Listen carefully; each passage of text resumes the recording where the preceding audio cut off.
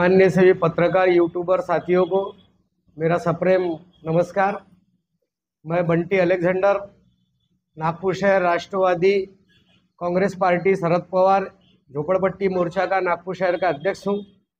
ये मेरे साथी है कमलेश भाई, ये मुकेश जाटव जी, जिन लोगों की खेती गई है उनके किसानों के बच्चे पीछे खड़े हैं, ये भुक्तभोगी किसान है। ये असलम भाई है और बाकी कुछ किसान आ रहे हैं, लेकिन बारिश की वजह से उनके जो बस है वो तकलीफ में है, तो वो आ रहे हैं। आज की इस पत्र परिषद का लेने का मकसद हमारा यह है, सम्माननीय पत्रकार महोदय जी, कि पेटी चुआ और पादरी ठाना ये दो गांव संपूर्ण महाराष्ट्र में क्रिश्चियन समाज के सिर्फ ये दो गांव आते हैं जहाँ पे ईसाई समाज बहुतादाद संख्या में वहाँ रहते हैं। और ये जो क्रिश्चियन समाज के लोग वहाँ रहते हैं, इनकी संख्या ये दोनों गांव मिलाकर के 7 से 8 हजार के करीब करीब इनकी आबादी है। और इनको सरकार ने राजा भोसले के समय गुजर हुआ करते थे, गुजर की वो जमीन हुआ करती थी जहाँ ये लोग रहते हैं, भी काश्तकारी करते हैं।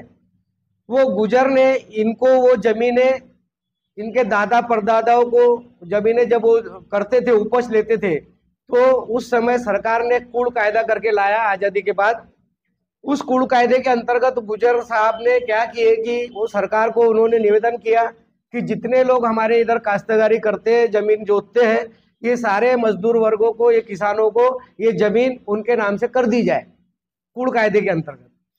तो सरकार ने 25 पैसे, 30 पैसे, 50 पैसे इस प्रकार का उनके ऊपर राजस्व लगा करके ये सारी जमीनें जो काश्तकार करते थे उनके नाम पर वो कूड़ कायदे के अंतर्गत जमीन उनको मालक बनाया गया।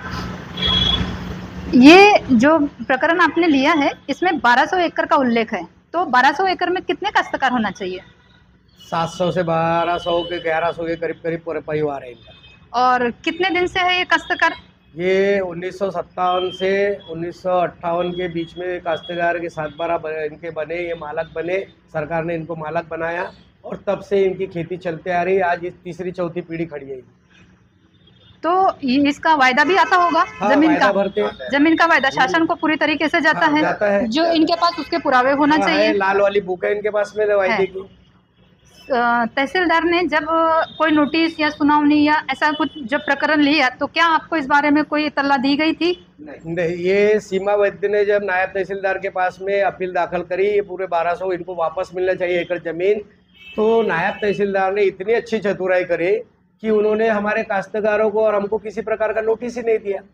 और नोटिस नहीं देते हुए उन्होंने एक तरफा सुनवाई की होंगी और एक तरफा उनको स्टे ऑर्डर। आपको ये अभी फिर कैसे पता चला कि ये हमको अभी 4 दिन पहले मुझे काश्तकार आया, वो बताने लगा कि भैया हमारे साथ ऐसा ऐसा फिर से हो रहा है, तो आप ये कॉपी निकाल सकते हैं क्या?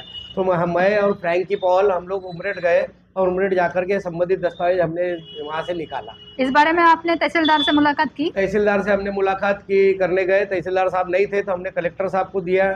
नहीं, इस प्रकरण पे ये आदेश जो हुआ जिससे मुलाकात करने गए थे, नहीं मुलाकात नहीं हो पाई। अच्छा, तो मैडम से मिलने की आपकी इच्छा है? हाँ, मैडम से हम मिलेंगे, उनसे पूछना चाहते हैं कि आप ये अन्याय इन गरीबों के ऊपर में क्यों कर रहे हैं? आपके कौन से जाति व्यक्तिगत दुश्मनी है इनसे? आप सरकारी अधिकारी हो, आपके लिए सारे नागरिक एक समान है, संविधान के नीचे सब एक जैसे है, तो आपने इनकी भी सुनना चाहिए था। इनकी नहीं सुनते हुए आपने सीमा वैद्य की सुन करके कार्रवाई कर दी। ये क्या देंगे? जवारी के भाकर भी दे सकते सीमा उनको, नंदेश्वर मैडम को। ये सीमा वैद्य कौन है? ये सीमा वैद्य ये भूमाफिया मानिकराव वैद्य करके है।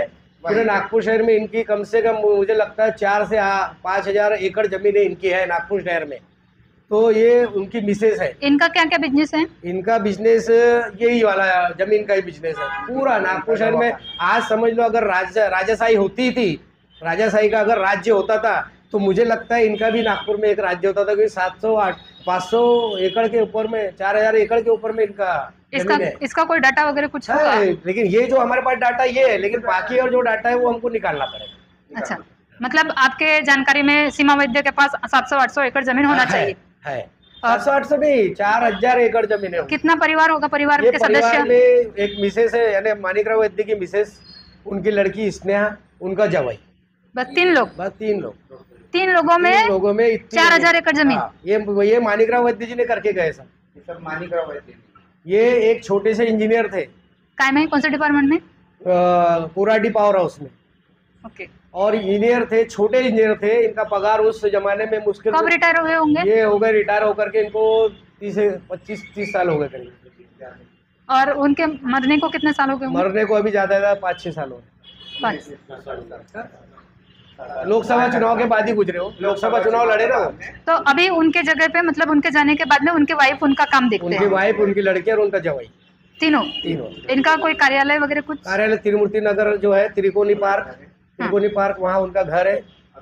वैद्य भवन है, मानिकराव वैद्य करके भवन है उनका। कोई किसी को पूछे तो बताते, वही उनका ऑफिस है।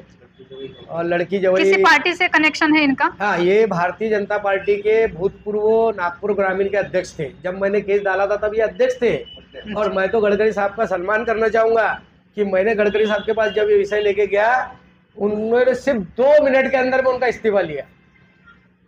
2 मिनट में, वो भी मेरे बैठे बैठे मुझे बोले अलेक्जेंडर तुम बैठो, मैं भी तो क्या आपने इस अभी जो घटना घटी है, इस घटना के बारे में मतलब गडकरी साहब को कुछ निवेदन दिया है? नहीं, गडकरी साहब को अभी हमने नहीं दिया है। क्योंकि गडकरी साहब का कैसा पॉलिटिकल काम है। हम लोग सब शासकीय प्रशासकीय कानूनन तौर से चलना चाहते हैं। जिस दिन हमको गडकरी साहब की आवश्यकता पड़ेगी, हम उनको अपना दादा बड़ा भाई मानते हैं। गडकरी साहब भी जनता दरबार लेते हैं, हाँ। जन सुनावनी करते हैं, और जन सुनावनी करते हुए जनता को न्याय देते हैं। और जिस अधिकारी ने भी कोई अगर गलत बिहेवियर किया है तो उसके लिए मतलब वो कानूनी कार्रवाई करने का प्रावधान रखते हैं। तो उस हिसाब से मतलब तो क्या अभी हम ये पूरे अधिकारियों से देने के बाद गडकरी साहब का जनता दरबार अभी जो भी अभी हफ्ते में होगा, वहाँ जाएंगे और बाकायदा उनको देंगे। क्योंकि गडकरी साहब मुझे प्रत्यक्ष रूप से नाम से मेरे घर आ चुके हैं, पहचानते हैं, और उन्होंने हमको इसमें बहुत मदद की। मैं बता रहा ना, 2 मिनट में उन्होंने मानिकराव वैद्य का इस्तीफा लिया था। तो आपका कहना है कि ये सारे घटना के लिए जवाबदार जो है वो तहसीलदार, नायब तहसीलदार अश्विनी, जो प्रशासन की सेवा करते हुए प्रशासन के सेवा के विरुद्ध काम जाकर के प्रशासन में रह करके वो अपना स्वयं का खजाना भरना चाहती है।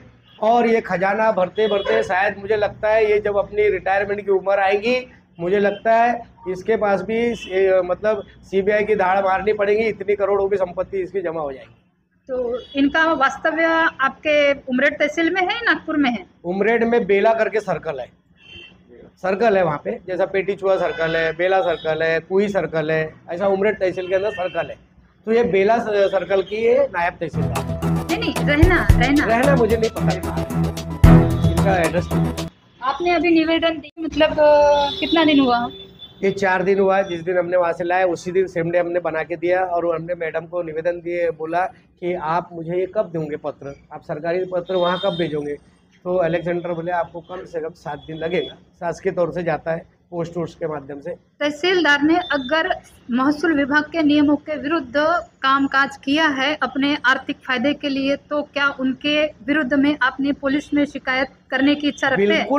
बिल्कुल करेंगे। हमको कलेक्टर का और विभागीय आयुक्त का पत्र जिस दिन मिलेगा उस दिन पूरे काश्तकार पुलिस स्टेशन बेला फूटीपुरी में जाकर के अश्विनी मैडम के गैर किए गए कार्रवाई के खिलाफ उनके खिलाफ में FIR लॉन्च करेंगे। बगैर आर्थिक प्रलोभन के नायब तहसीलदार ने तहसीलदार के आर्डर को कैसे स्टे दिया?